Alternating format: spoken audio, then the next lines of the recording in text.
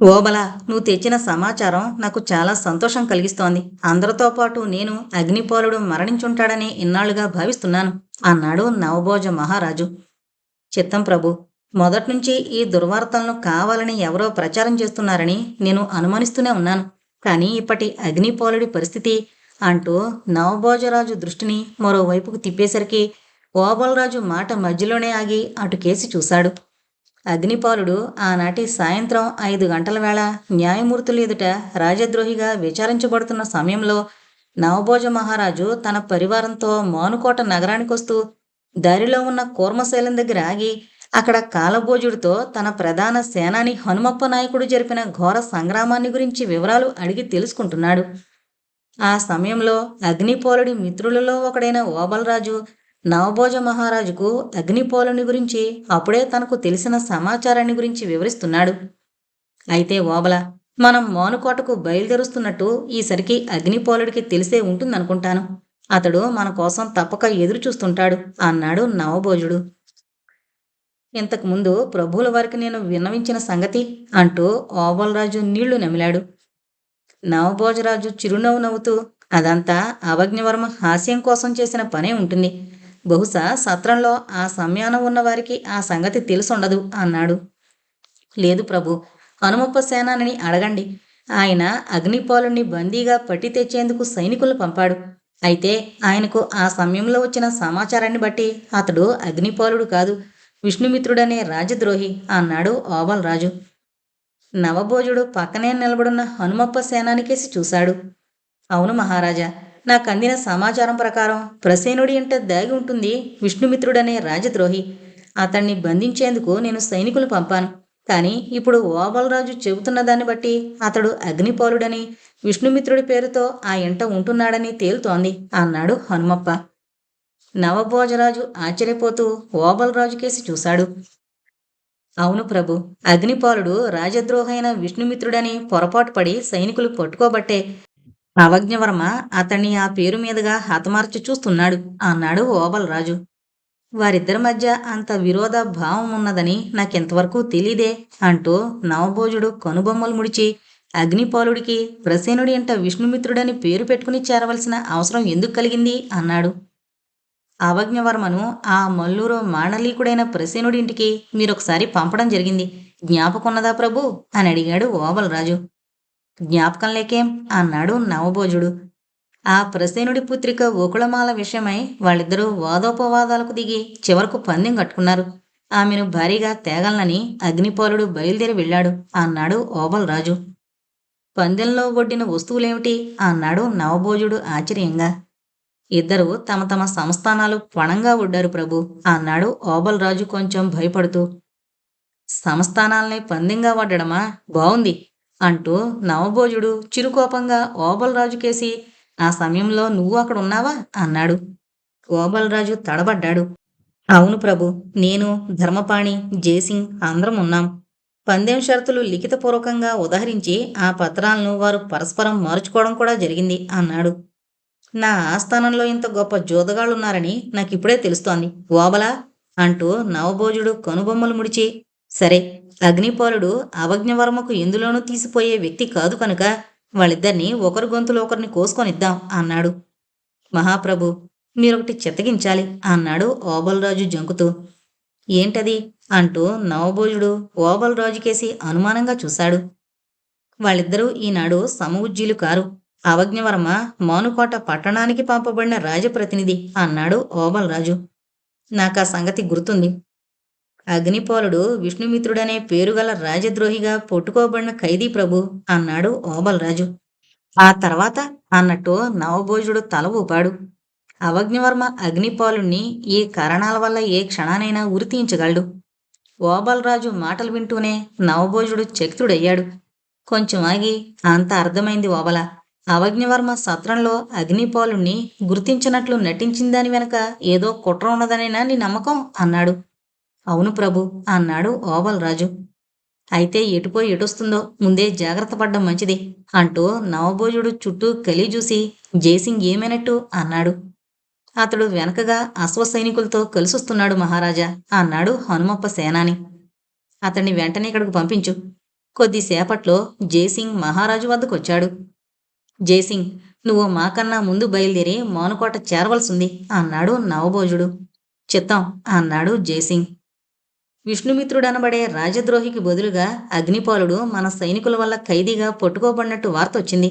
నువ్వు మానుకోట చేరేసరికి అతడు స్వేచ్ఛగా ఉంటే సరే సరి, లేకపోతే నా ఆజ్ఞగా అతన్ని కారాగారం నుంచి విడిపించవలసిన బాధ్యత నీది అన్నాడు నవభోజుడు. ప్రభు, అవజ్ఞవర్మ అక్కడున్నాడు కదా. అతడు ఓబలరాజు చెప్పేదాన్ని బట్టి అతడి వల్లనే అగ్నిపాలుడికి ప్రమాదం జరగనున్నది. ప్రసేనుడి కుమార్తె విషయమై వాళ్ళిద్దరూ వేసుకున్న పందెం సంగతి నీకు తెలుసు కదా అన్నాడు నవభోజుడు కటువుగా. చిత్తం తెలుసు ప్రభు అంటూ జైసింగ్ తడబడ్డాడు. ఓబలరాజు ఊహించేది ఒకవేళ తప్పు కావచ్చు, కనుక నువ్వు నా ఆజ్ఞను అతి రహస్యంగా ఉంచవలసి ఉంటుంది. అవజ్ఞవర్మ ఇప్పుడు మానుకోట పట్టణంలో నా ప్రతినిధిగా వ్యవహరిస్తున్నాడు. అగ్నిపాలుడు స్వేచ్ఛగా ఉండడం జరిగితే ఇప్పుడు నేనిచ్చిన ఆజ్ఞ సంగతి ఎవరికీ తెలియకూడదు.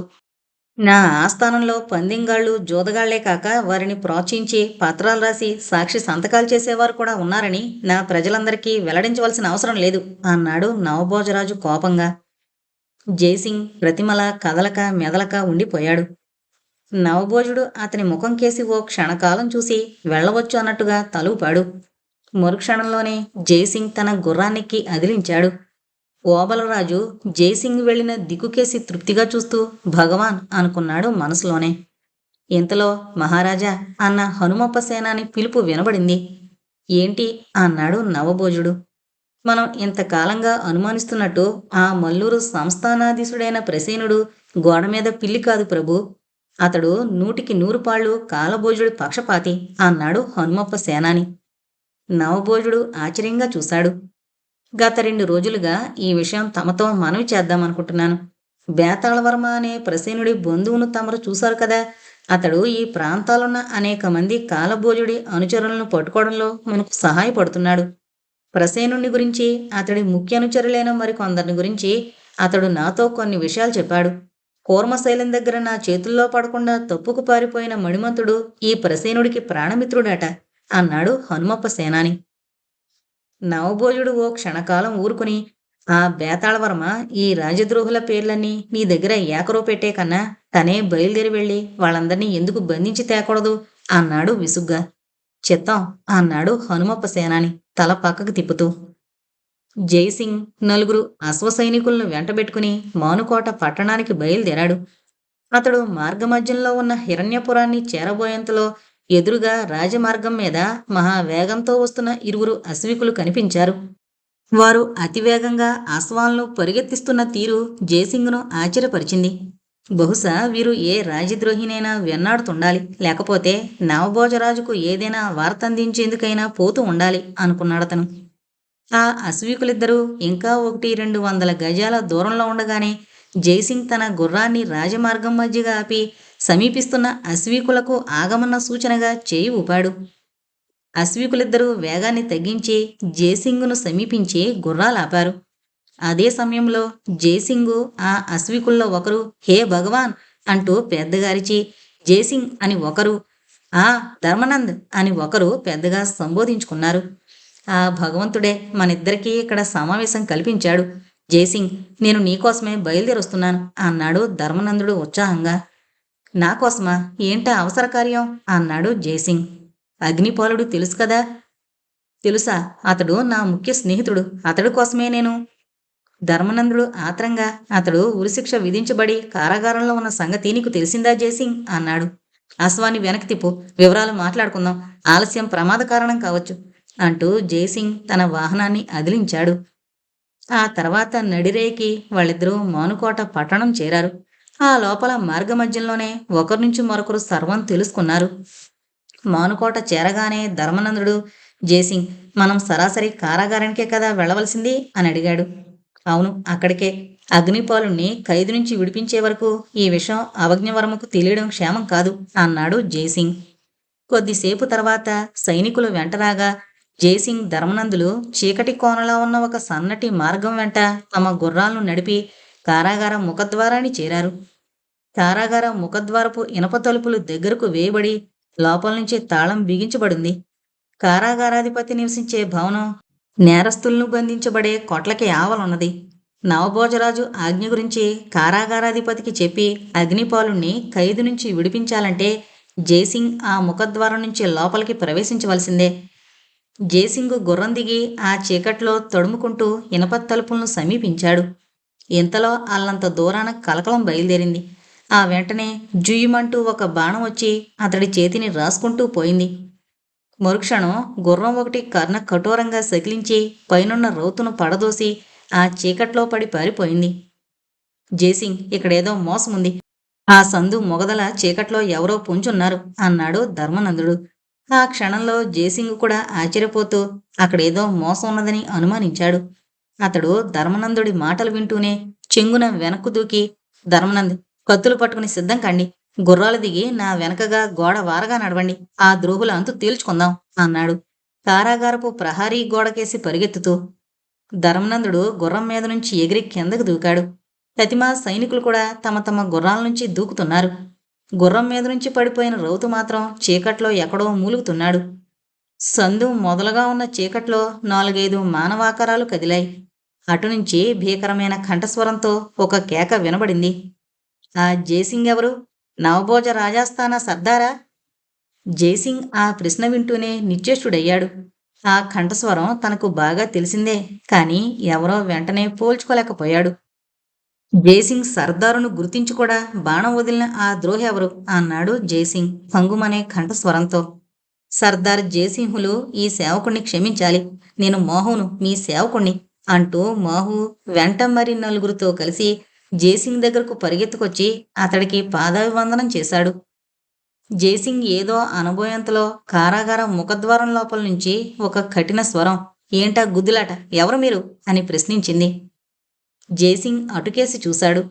ఎర్రని సాలువా కప్పుకున్న ఒక భీకరాకారుడు అతడి కంటబడ్డాడు. అతడికి ఇరువైపులా ముగ్గురేసి చెప్పున ఆయుధపాణులైన సైనికులు నిలబడున్నారు. వారి చేతుల్లో భగభగా మండుతున్న కాగడాలు వెలుగుతున్నాయి.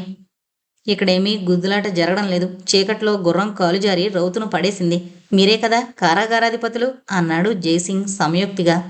అవును అంటూ ఆ భీకరాకారుడు జవాబు చెప్పి జయసింగ్ ధరించిన సైనిక సర్దారు దుస్తులు, అతడి వెంటున్న సైనికులను కాగడా వెలుగులో చూస్తూ ఆశ్చర్యపడ్డాడు. నా పేరు జయసింగ్, నేను నవభోజ మహారాజుల నుండి విష్ణుమిత్రుడనే ఖైదీ విడుదలకు ఆజ్ఞ తెచ్చాను అన్నాడు జయసింగ్. వెంటనే కారాగార ముఖద్వారం తలుపులు తెరవబడ్డాయి. కారాగారాధిపతి ముందుండి సవినయంగా జయసింగ్ను అతడి అనుచరులతో పాటు అగ్నిపాలుడు బంధించబడున్న గది దగ్గరకు తీసుకుని పోయాడు. గది తలుపులు తెరవబడ్డాయి. కాగడాల వెలుగులో జయసింగ్ను చూసిన అగ్నిపాలుడు నిద్రలేక ఎర్రబడిన కళ్ళతో, దుమ్ము కొట్టుకుపోయిన దుస్తులతో వేగంగా ముందుకొచ్చి జయసింగ్ అంటూ అతన్ని గాఢంగా కౌగిలించుకున్నాడు. వారిద్దరూ ఆ క్షణంలో ఆనంద పారవస్యం వల్ల తమ పరిసరాలనే మరిచారు. వారి నేత్రాల నుండి సతతం ధారగా ఆనంద బాష్పాలు చెక్కిళ్ల మీదకి జాలువరాయి. ఆ దృశ్యం చూస్తున్న మాహు సంతోషోద్వేగంతో చలించిపోయాడు. ప్రభు, మిమ్మల్ని సజీవంగా చూడగలుగుతాననుకోలేదు. మీ తండ్రిగారి సేవలోనే మరణించుంటే ఎంత బావుండేది అని వాపోయాడు కళ్ళనీళ్లు తుడుచుకుంటూ. అగ్నిపాలుడు జయసింగ్ దగ్గర నుంచి మోహుకేసి 2 అడుగులు వేసి ఎంతో ఆప్యాయంగా అతడి వీపు మీద తడుతూ, మోహు, ఈనాటి నుంచి నువ్వు నా సేవకుడివి కాదు, బంధు సమానుడివి. నేను కనబడకుండా పోయిన తర్వాత నా కోసమని నువ్వెన్ని పాట్లు పడ్డావో నాకు తెలుసు అన్నాడు. మాహు ఎంతో వాత్సల్యంగా అగ్నిపాలుడి 2 చేతులను తన చేతిలోకి తీసుకుని కళ్ళకద్దుకున్నాడు. అందరూ కారాగార ద్వారాలు దాటి బయటకొచ్చారు. ఆ సరికి గుర్రం మీద నుంచి కింద పడిన సైనికుడు కొంత తేరుకొని కారాగారపు గోడకు చేరగలబడి కూర్చునున్నాడు. జయసింగ్ ఆ సైనికుడిని చూస్తూనే మోహుకేసి తిరిగి, మోహు, ఇంతకుముందు నువ్వు చేసిన అఘాయిత్యమేమిటి? మేము ఎవరమని భావించి ఆ సందు మొగదల నుంచి మా మీదకి బాణాలు ప్రయోగించావు అని అడిగాడు. క్షమించండి సర్దార్ జయసింగ్, అవజ్ఞవర్మ ఈ రాత్రి నా యజమానిని కారాగారంలోనే హత్య చేయ ప్రయత్నిస్తాడని శంకించి నా అనుచరులతో అక్కడ కాపు వేశాను అన్నాడు మోహు. నిజమా మోహు? అవజ్ఞవర్మ అంత నీచానికి ఒడిగట్టగలడని నువ్వే కారణం వల్ల అనుమానించావు అని అడిగాడు జయసింగ్. అయ్యా, ఆ సంగతులన్నీ ఇప్పుడే చెప్పమన్నారా? నేను విడిది చేసిన ఇంట్లో అవజ్ఞవర్మ సేవకుడొకడు కాళ్ళు చేతులు బంధించబడి నాకు ఖైదీగా ఉన్నాడు. జరిగిందేంటో వాడి ద్వారా వింటే బావుంటుందేమో అన్నాడు మోహు. ఏం జరిగింది మోహు? వాణ్ణి తర్వాత విచారిస్తాం గాని ముందు ఆ జరిగిందేంటో నువ్వే చెప్పు అన్నాడు అగ్నిపాలుడు కుతూహలంగా. ధర్మనందుడి సైనికులు మోహును వెతుక్కుంటూ వెళ్లి అతన్ని మానుకోటకు 2-3 కోసుల దూరంలో ఉన్న ఒకానొక పల్లె గ్రామంలో కలుసుకున్నారు. వారి ద్వారా తన యజమాని ఎంత ప్రమాదకర పరిస్థితుల్లో ఉన్నాడో అతడు తెలుసుకున్నాడు. వెంటనే మోహు మిగతా సేవకులను వెంటేసుకుని చీకటి పడేసరికి మానుకోట చేరాడు. అగ్నిపాలుని గుర్తించగలిగిన వాళ్ళు ఒకరున్నా అతడు ఉరిశిక్ష నుంచి బయటపడగలడని తెలుసుకున్నాడు గనుక అతడు మునుముందుగా కారాగారాధిపతి దగ్గరకు వెళ్లి తన యజమానిని చూసేందుకు అనుజ్ఞ ఇప్పించమన్నాడు. కానీ కారాగారాధిపతికి ఈ విష్ణుమిత్రుల అగ్నిపాలుడ పేర్లు గజిబిజి అర్థం కాక మోహువును రాజప్రతినిధి అయిన అవజ్ఞవర్మను దర్శించమన్నాడు. మోహు మరిద్దరు సేవకులతో అవజ్ఞవర్మ విడిది చేసిన గృహానికి వెళ్లేసరికి అక్కడ ఒక సేవకుడు తలుపు కాంతల దగ్గర చెవి పెట్టి లోపల జరుగుతున్న సంభాషణ ఏదో రహస్యంగా వినడం కంటపడింది. వెంటనే మోహు అన్నింటికీ తెగించి కత్తిదూసి ఆ సేవకుడి కంఠానికి గురిపెడుతూ అరిస్తే చంపుతాను అంటూ సంజ్ఞ చేసి తను తలుపుకు చివానించి లోపల జరుగుతున్న సంభాషణ సర్వం వినసాగాడు. ఆ సంభాషణ అవజ్ఞవర్మ ఉకుళమాలల మధ్య జరుగుతోంది. ఆ ఇద్దరి మధ్య జరిగిన సంభాషణ ఏమిటో మోహు అగ్నిపోలుడికి వివరంగా చెప్పాడు. అయ్యా, మీరు ఫలానాని గుర్తించే మిమ్మల్ని ఉరితీయించేందుకు అవజ్ఞవర్మ సిద్ధపడుతున్నాడని గ్రహించాను. ఆ ఉకుళమాల అనే కన్యకు మీ మీద జాలిగాని ప్రేమగాని లేదని నేను ఆమె మాటల వల్ల అనుకున్నాను. అలాంటప్పుడు అవజ్ఞవర్మ చేస్తున్న ద్రోహం సంగతి నవభోజ మహారాజుకు ప్రమాణం చేసి చెప్పగల వాళ్ళెవరు?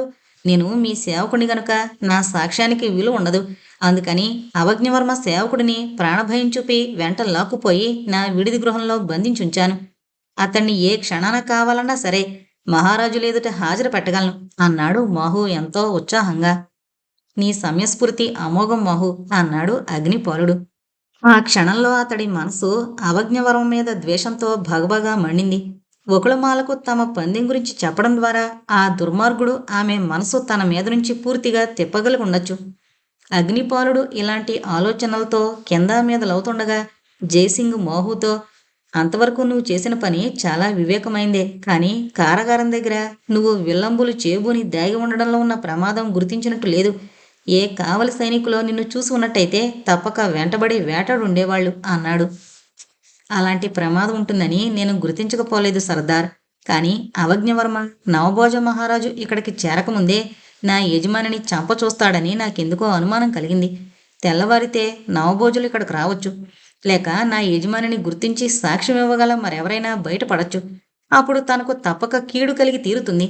అవజ్ఞవర్మ వక్రబుద్ధి ఇలా ఆలోచించి తీరుతుందని నమ్మడం వల్లనే నేను నా అనుచరులను కొందరిని అతడింటికి కాపుంచి మరికొందరితో కారాగారం దగ్గర వేచున్నాను అన్నాడు మోహు. అంటే అవజ్ఞవర్మ విడిది గృహాన్ని కాపలా కాస్తూ ఇంకా మన వాళ్ళు కొందరు అక్కడే ఉన్నారా అని అగ్నిపాలుడు ఆశ్చర్యంగా అడిగాడు. చిత్తం అన్నాడు మోహు. అవురా మోహు అంటూ జయసింగ్ బిగ్గరగా నవ్వి, ఒకవేళ అవజ్ఞవర్మ ఆ విడిది గృహం నుంచి బయటికి పారిపోజూస్తే నీ అనుచరులు ఏం చేస్తారు అని అడిగాడు. మోహు తన యజమానికేసి చూసి ఊరుకున్నాడు. ఏం మోహు, నా ప్రశ్నకు జవాబు రాలేదే అన్నాడు జయసింగ్. మోహు ఈసారి కనుబొమ్మలు ముడిచి అగ్నిపోలుడికేసి సాలోచనగా చూసి తర్వాత తల తిప్పి జయసింగ్ కేసి సూటిగా చూస్తూ, సర్దార్, ఈ ప్రశ్న ఇంతమంది ముందు అడగవలసింది కాదు అంటున్నందుకు క్షమించండి. అయినా అడిగారు గనుక చెబుతున్నాను. అవజ్ఞవర్మ ఆ విడిది గృహంలో నా యజమాని సురక్షితంగా కారాగారం నుంచి బయటపడే వరకు నా బందీ. నా యజమానికి ఆ చీకటి కొట్టు నుంచి స్వేచ్ఛ లభించందే అతనికి ఆ విడిది గృహం నుంచి స్వేచ్ఛ దొరకదు. కాదని అతడు బయటికి పోజూస్తే నా అనుచరుల నుంచి ఒక్క బాణం లేక ఒక కత్తివేటు, అంతే సర్దార్ అన్నాడు గంభీరంగా. చంద్రగిరి రాజ్యాధిపతి అయిన నవభోజ మహారాజు మానుకోట పట్టణం ప్రవేశించాడన్న సూచనగా శతజ్ఞులు పట్టణం దద్దరిల్లేటట్టు పెరిలాయి. అగ్నిపాలుడు అంతకు కొంచెం ముందే నిద్రలేచి స్నానం ముగించి కొత్త దుస్తులు ధరిస్తున్నాడు. మహారాజును దర్శించి జరిగిందేమిటో విన్నవించుకునేందుకు జయసింగ్ చాలా ముందుగానే వెళ్ళిపోయాడు. ఆ క్షణానో మరుక్షణానో మహారాజు నుంచి తనకు ఆయన సన్నిధికి రావాల్సిందిగా వార్తొస్తుందని అగ్నిపాలుడు ఎదురు చూస్తున్నాడు. అంతలో ఒకళమ్మాలను గురించి అతడి మనసు క్షోభ పడిపోతుంది. తను అవజ్ఞవర్మతో పందెం వేసి ప్రసేనుడి ఇంటికి బయలుదేరిన సంగతి అవజ్ఞవర్మ ద్వారా వినడం వల్ల ఒకళమాలకు తప్పక తన ప్రేమ గురించి ఏహేభావం కలిగి ఉంటుంది. ఆ దుర్మార్గుడు తనను రాజద్రోహిగా ఉరితీయించే ప్రయత్నంలో విఫలుడైనా తన భవిష్యత్తును మాత్రం సర్వనాశనం చేయగలిగాడు. ఆ విధంగా అతడు జయించినట్టే. ఇంత జరిగిన తర్వాత ఒకళమాల తన ప్రేమను అంగీకరించడం కల్లా ఆమె లేని జీవితాన్ని తాను ఎన్నాళ్ళు సాగించగలడు? ఆత్మహత్య. అది మహా పాపమేగాక తనబోటి క్షత్రియుడు ఆలోచించదగింది కూడా కాదు. ఇక తను జీవితాంతం బ్రహ్మచారిగా ఉండిపోవలసిందే. గోకుళమాల బహుశా తన స్వగృహం చేరుంటుంది. తనలాగే ఆమె కూడా అగ్నిపాలుడనే అహంకారి, మర్యాదహీనుడు తన కన్య మనసుకు కలిగించిన ఆఘాతాన్ని గురించి వ్యాకులపడుతూ ఉంటుంది. అయ్యా అన్న మాహు పిలుపు అగ్నిపాలుణ్ణి విచార సాగరంలో నుంచి బయటపడేసింది. మహారాజులు గారు వార్తాహరుని పంపారు. వారి సన్నిధికి వెంటనే బయలుదేరి రావాల్సిందిగా ఆజ్ఞ అన్నాడు మాహు. అగ్నిపాలుడు వాకిట సిద్ధంగా ఉన్న ఉత్తమ అశ్వాన్ని అధిరోహించి వెంట మాహు మరికొందరు సేవకులు రాగా నవభోజ మహారాజు విడిది దిగిన భవనానికి వెళ్ళాడు. నవభోజ మహారాజు అగ్నిపాలుని అంత దూరాన చూస్తూనే చిరునవ్వు నవ్వాడు. ఆయన పక్కన అటు ఇటు ఓబలరాజు, జయసింగ్ నిలబడున్నారు. అగ్ని, నువ్వు క్షేమంగా ఉన్నందుకు చాలా సంతోషం కలుగుతోంది అన్నాడు మహారాజు. కృతజ్ఞుని మహారాజా అన్నాడు అగ్నిపాలుడు వినయంగా. అవజ్ఞుడు నువ్వు ఇంతకాలంగా నా ఆస్థానంలో ఉంటున్నా మీరు జోదరులని మాత్రం తెలుసుకోలేకపోయాను. ఆ సంగతి కొద్ది కాలం కిందటే తెలిసింది అన్నాడు నవభోజుడు తాపీగా. అగ్నిపాలుడు తలదించుకున్నాడు. జోదరులను, పందెంగాళ్లను ప్రేమించే క్షత్రియ కన్యలుంటారని నాకు తెలీదు. పందెంలో నువ్వెంతవరకు సాధించవగ్ని అన్నాడు నవభోజుడు గంభీరంగా. మహారాజా, అవజ్ఞవర్మతో వాదనకు దిగి ఈ విధమైన పందెం వేయడంలో నేను చాలా తప్పు చేశాను. ప్రభువులు క్షమించాలి అన్నాడు అగ్నిపాలుడు. ఆ అవజ్ఞవర్మ గురించి సర్వం జయసింగ్ ద్వారా విన్నాను. అతడి సేవకుడు చెప్పింది కూడా విన్నాను. ఓబలరాజు వల్ల ఆ పందెం షరతులేంటో తెలుసుకున్నాను. వాటిని అతడు అతిక్రమించడం ద్వారా ఓడిపోయాడని నిర్ణయిస్తున్నాను. కానీ నువ్వు నా తీర్పు వినేవరకైనా ఆగవలసింది. తొందరపడి ఈ లోపలే అతన్ని పుణ్యలోకాలకు పంపడం మాత్రం బావుండలేదు అన్నాడు నవభోజుడు. క్షమించండి మహారాజా, మీరు అనేదేంటో? అగ్నిపాలుడి ముఖం మీద ప్రస్ఫుటమైన ఆశ్చర్యభావానికి నవభోజుడు కనుబొమ్మలు చిట్లించి, అగ్ని, ఆ చైదము నీది కాదా? వెన్నులో తగిలిన బాణం దెబ్బకు అవజ్ఞవర్మ తన విడిది గృహం ముందున్న రాజమార్గం పక్కన విగతజీవుడై ఉండడం నీకు తెలీదా అని అడిగాడు. ప్రమాణం చేసి చెబుతున్నాను, అతడి మరణానికి నేను కారణభూతుణ్ణి కాదు మహారాజా అన్నాడు అగ్నిపాలుడు సవినయంగా. నవభోజుడు జయసింగు కేసి, ఓబలరాజు కేసి చూశాడు. వారిలో ఏమాత్రం చలనం లేదు. కానీ నవభోజరాజు తల పక్కకు తిప్పుకోగానే వారిద్దరి దృష్టి ద్వారం దగ్గర నిలబడున్న మోహు మీదకి ప్రసరించింది. అది గమనించిన మోహు అమాయకంగా వారి కేసి చూసి చిరునవ్వుతో తల వంచుకున్నాడు. ఇది ఆశ్చర్యంగా ఉందే అగ్ని అంటూ నవభోజుడు ఓ క్షణమాగి, అయినా దుష్టులకు శత్రుగణంలో లోటేముంటుంది? అతన్ని రాజప్రతినిధిగా పంపడం పెద్ద పొరపాటే జరిగింది అన్నాడు స్వాగతంలా. అంతా నిశ్శబ్దంగా ఊరుకున్నారు. నవభోజుడు తిరిగి ఇలా ప్రశ్నించాడు. అగ్ని, పందెం మాట మరిచిపోదాం. పోతే ఆ ప్రసేనుడి కుమార్తెతో నీ ప్రేమ కలాపం ఏ దశలో ఉంది? ఆమెను మరోసారి కలుసుకుని మాట్లాడితే తప్ప నేనేమీ చెప్పలేను మహారాజా అన్నాడు అగ్నిపాలుడు నిర్వికారంగా. ఆమెను ఇప్పటికీ నువ్వు హృదయపూర్వకంగా ప్రేమిస్తున్నావా అగ్ని అన్నాడు నవభోజుడు. అవును మహారాజా. ఒక రకంగా ఇది చాలా దురదృష్టకరమైన సంగతి అన్నాడు నవభోజుడు జాలిగా. అగ్నిపాలుడు నిశ్చేష్టుడయ్యాడు. నీ కాబోయే మామ ప్రసేనుడు రాజద్రోహ అగ్ని అన్నాడు నవభోజుడు. అగ్నిపాలుడు ఆపాదమస్తకం కంపించాడు. ఈ సంగతి తమకు తెలియపరిచిన వారెవరు మహారాజా అన్నాడతను. బేతాళవర్మ, బహుశా అతన్ని చూసే ఉంటావు. ప్రసేనుడి బంధువు.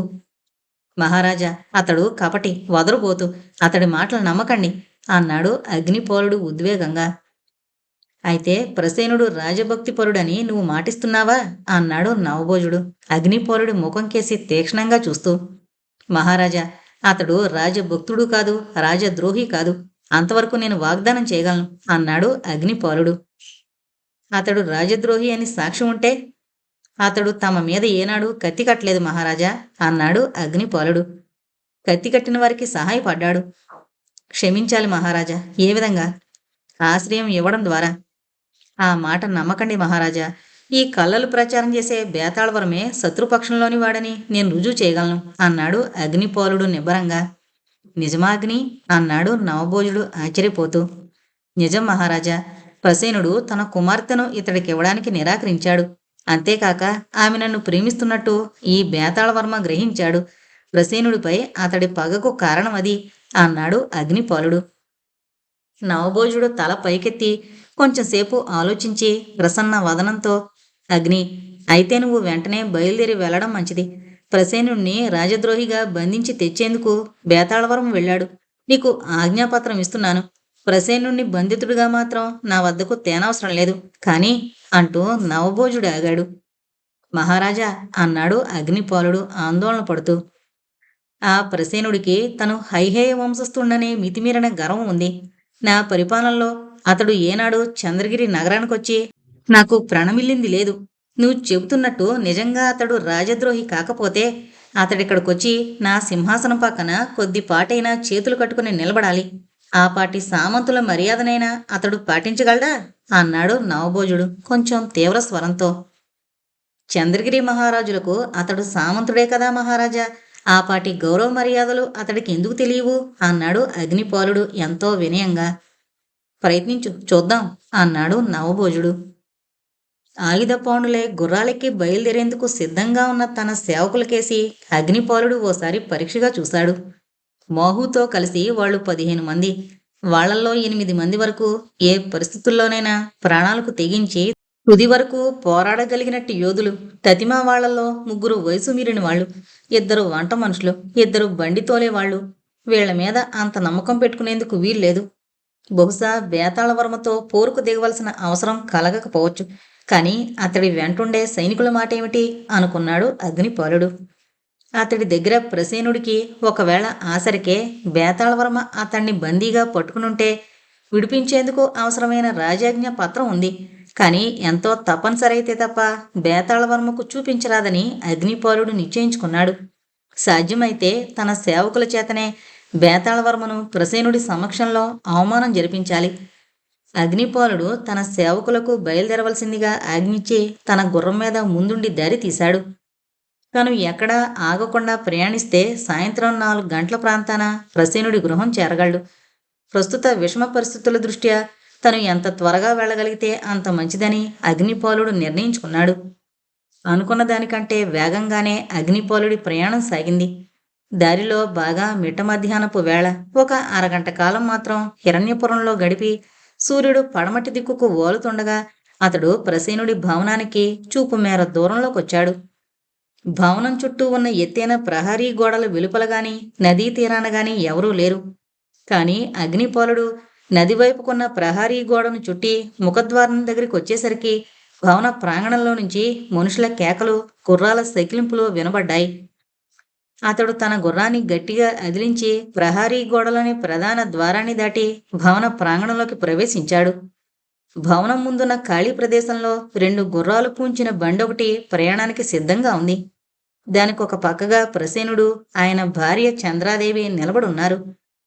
బేతాళవర్మ ప్రసేనుడికి అంత దూరంలో గుర్రం మీద కూర్చుని చేతులను తీవ్రంగా గాల్లో కూపుతూ పెద్దగా మాట్లాడుతున్నాడు.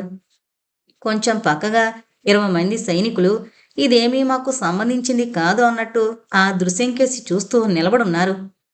ప్రసేన్, నీ పరుషవాక్యాలు ఎసడింపులు ఇక చాలు. ఇది రాజాజ్ఞ. బండి ఎక్కుతావా లేదా? నీతో పాటు నీ భార్య కూడా ఖైదీగా రాదలిస్తే నా అభ్యంతరం ఏమీ లేదు అని అరుస్తున్నాడు బేతాళవర్మ. ఆ మాటలు వింటూనే అగ్నిపాలుడికి విపరీతమైన కోపం వచ్చింది. అతడు గుర్రాన్ని వేగంగా బేతాళవర్మ దగ్గరకు పరిగెత్తిస్తూ, వర్మ, నువ్వేనాటి నుంచి నీ రాజద్రోహానికి స్వస్తి చెప్పి రాజభక్తుడివయ్యావు అన్నాడు తీవ్రంగా. ఆ మాటలు అంతలోనే వేగంగా తనకు సమీపిస్తున్న అగ్నిపాలుడు తన దృష్టిపదంలోకి వచ్చేసరికి బేతాళవర్మ నిలువున నీరైపోయాడు. అతడి ముఖం మీద స్పష్టంగా భయచిహ్నాలు కనిపించాయి. అతడు పక్కకు తల తిప్పి తనకు సహాయంగా వెంటొచ్చిన సైనికులకేసి చూశాడు. దాంతో అతడి గుండెదడ కొంచెం తగ్గినట్టయింది. ఎవరు? విష్ణుమిత్రుడా అన్నాడు బేతాళవర్మ చిరునవ్వు నవ్వేందుకు సతమతమవుతూ. వర్మ, విష్ణుమిత్రుని కాదు, అగ్నిపాలుని. ఆ సంగతి నిన్ననే నీకు తెలుసుండాలే. సరే, ప్రస్తుతానికి ఆ సంగతి వదిలేద్దాం. రాజద్రోహివైన నీకు ఈ ప్రసేనుడితో వచ్చిన పనేంటి అన్నాడు అగ్నిపాలుడు. ఎవరు రాజద్రోహి అన్నాడు బేతాళవర్మ కోపంతో నిలువెల్లా కంపించిపోతూ. మరొక మారు చెబుతున్నాను, రాజద్రోహివి నువ్వే. కాలభోజుడి పక్షాన చేరి నువ్వు చేసిన రాజద్రోహం నాకు తెలియంది కాదు అన్నాడు అగ్నిపాలుడు కఠినంగా. ఇది నన్ను అవమానించడం. చేతనైతే ద్వంద్వయుద్ధానికి రావచ్చు అన్నాడు బేతాళవర్మ కత్తి దూస్తూ. వర్మ, నువ్వు నా చేతుల్లో చావదలుస్తున్నట్టుంది, కానీ ఆ గౌరవం నీకివ్వలేను. జగ్గరాజు వంటి వీరులను తండేలుగా నరికిన నా కత్తి నీ బోటి బొందు ద్రోహులు పిరికి పందల రక్తాన్ని చెవి చూడ్డానికి అంగీకరించదు అని మాహు అంటూ వెనుతిరిగి కేక వేశాడు అగ్నిపాలుడు. ప్రభు, మాహు కత్తి దూసి తన గుర్రాన్ని బేతాళవర్మకేసి నడపబోయాడు. కాని ఈ లోపలే కనురెప్ప పాటు కాలంలో బేతాళవర్మ తన గుర్రాన్ని గట్టిగా డొక్కల్లో పొడవడంతో అది సకిలిస్తూ వెనక కాళ్ళ మీద పైకి లేచి వెంటనే ఒక్క దూకున ప్రహరీ గోడ ద్వారంకేసి మెరుపులా పరిగెత్తింది. పట్టుకోండి అంటూ అగ్నిపాలుడు తన సేవకులకేసి చూసి, ఈ బేతాళవర్మ చంద్రగిరి రాజ్యంలో సజీవుడిగా ఉండేందుకు వీల్లేదు, అతన్ని వెంబడించండి అన్నాడు. ఇద్దరు సేవకులు తమ గుర్రాలను అదిలించి బేతాళవర్మ వెంటపడ్డారు. హఠాత్తుగా జరిగిపోయిన ఈ సంఘటన అందరినీ నిశ్చేష్టుల్ని చేసింది.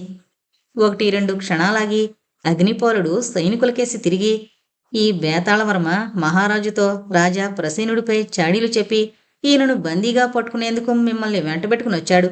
నువ్వే రాజద్రోహివి అని నేననగానే ఆ పారుబోతు పారిపోయిన తీరు చూశారు కదా అన్నాడు. సైనికులందరూ తలలు వంచి అగ్నిపాలుడికి నమస్కరించారు. అగ్నిపాలుడు ప్రసేనుడికేసి 2 అడుగులు వేసి, రాజా ప్రసేన్, ఈ జరిగిన అవమానానికి నేను చాలా విచారిస్తున్నాను. ఇదంతా బేతాళవర్మ పన్నిన పన్నాగం. ఆఖరి క్షణంలో నా చేతనైన సాయం మీకు చేశాను అన్నాడు. చాలా కృతజ్ఞుని. నీకెంతో రుణపడున్నాను అగ్నిపాల్ అన్నాడు ప్రసేనుడు గాద్గాదికంగా.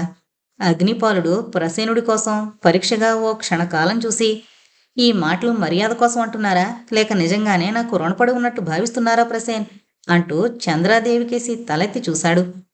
ఆమె కళ్లల్లో అసురు బిందువులు తొణికిసలాడాయి.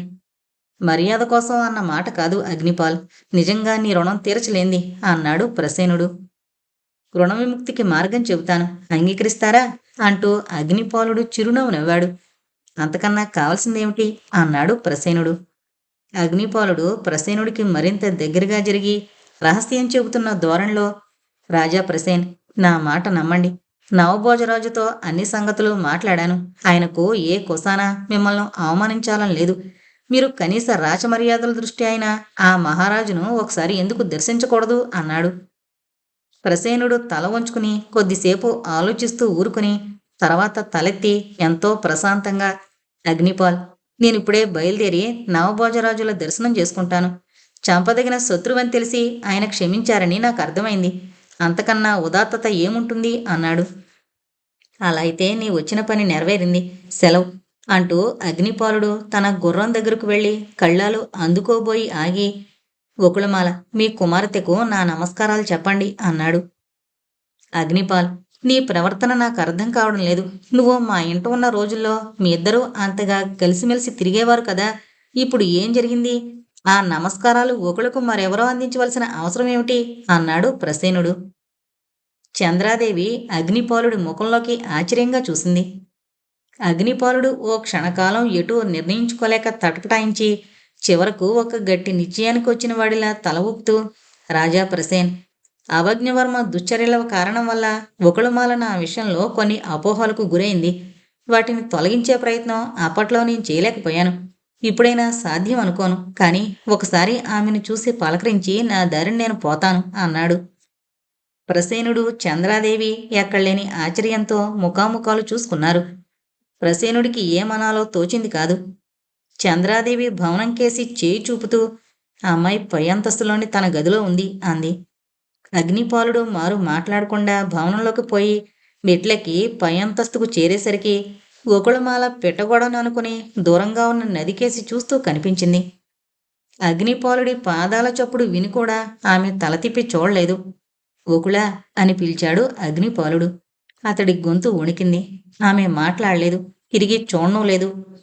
ఒకళా, నా ముఖం చూడడం కూడా నీకు బాధాకరం అవుతుందని నేను అనుకోలేదు.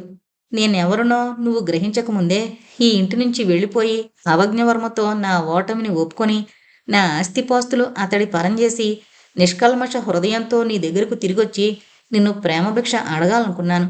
అలా జరుగుంటే బహుశా నా ప్రేమను నువ్వు శంకించి ఉండేదానవు కాదు. కానీ నా దురదృష్టం కొద్దీ నేను బయలుదేరి వెళదామనుకున్న రోజునే బందీని కావడం, అవజ్ఞవర్మ నాకన్నా ముందుగా నీకు పందెం సంగతి చెప్పడం, వీటన్నింటి వల్ల నేను నీ దృష్టిలో నీచాతి నీచుణ్ణైపోయాను. ఆ సంగతి నాకు తెలుసు. సరే, జరిగిందేదో జరిగిపోయింది. జీవితాంతం వరకు నా దురదృష్టానికి చింతిస్తూ కాలం వెళ్ళబుచ్చడం తప్ప నాకు మరో మార్గం లేదు. సెలవు అంటూ అగ్నిపాలుడు వెనుతిరిగి మెట్లకేసి నడిచాడు. 2-3 మెట్లు దిగేంతలో అగ్నిపాలుడికి వెనక చిన్న సవ్వడి వినిపించింది. అతడు తల తిప్పి చూసేసరికి తనకేసి వస్తున్న ఓకుళమాల కంటబడింది. ఓకుళా అంటూ అగ్నిపాలుడు చేతులు చాచాడు. అగ్ని అంటూనే ఓకుళమాల వేగంగా వచ్చి అతడి చేతుల్లో ఒరిగిపోయింది. ఇంతటితో అగ్నిమాల అనే నవల కంప్లీట్ అయిందండి. దయచేసి మన ఛానల్ను సబ్స్క్రైబ్ చేసుకోగలరు. Thank you.